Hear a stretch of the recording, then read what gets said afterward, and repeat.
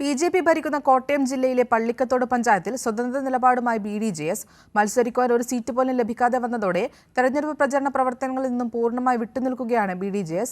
പഞ്ചായത്തിൽ ബഹുഭൂരിപക്ഷം സീറ്റിലും വിജയിക്കാൻ കഴിയുമെന്ന പ്രതീക്ഷയിലാണ് LDF. കോട്ടയം ജില്ലയിൽ BJP ഭരിക്കുന്ന 2 പഞ്ചായത്തുകളിൽ ഒന്നാണ് പള്ളിക്കത്തോട്.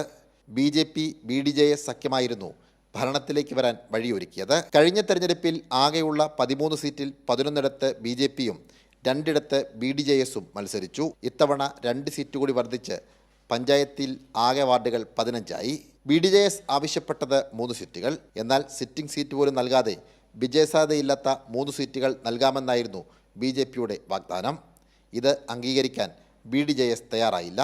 ഇതോടെ BJPയുമായുള്ള പഞ്ചായത്തിലെ ബന്ധം BDJS ഉപേക്ഷിച്ചു. നിലവിൽ പഞ്ചായത്തിലെ പല വാർഡുകളിലും ത്രികോണ മത്സരമാണ്. അതുകൊണ്ട് തന്നെ പഞ്ചായത്തിൽ അധികാരത്തിലെത്താമെന്ന പ്രതീക്ഷയിലാണ് ഇടതുമുന്നണി. അവരുടെ ഭരണം തന്നെയാണ് അവർക്കെതിരായിട്ടുള്ള ഏറ്റവും വലിയ പ്രതിസന്ധി.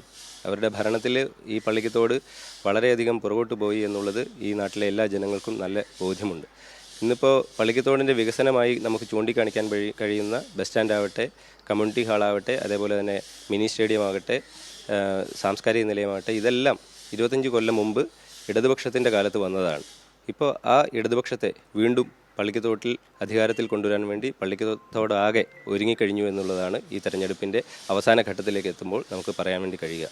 BDJS മത്സരിക്കാതെ തെരഞ്ഞെടുപ്പ് പ്രചരണ പ്രവർത്തനങ്ങളിൽ നിന്നും പൂർണ്ണമായും വിട്ടുനിൽക്കുകയാണ്. വോട്ടെടുപ്പ് ദിനത്തിൽ എന്ത് നിലപാട് സ്വീകരിക്കണമെന്ന് ഇന്നോ നാളെയോ BDJS പരസ്യ നിലപാട് പ്രഖ്യാപിക്കും.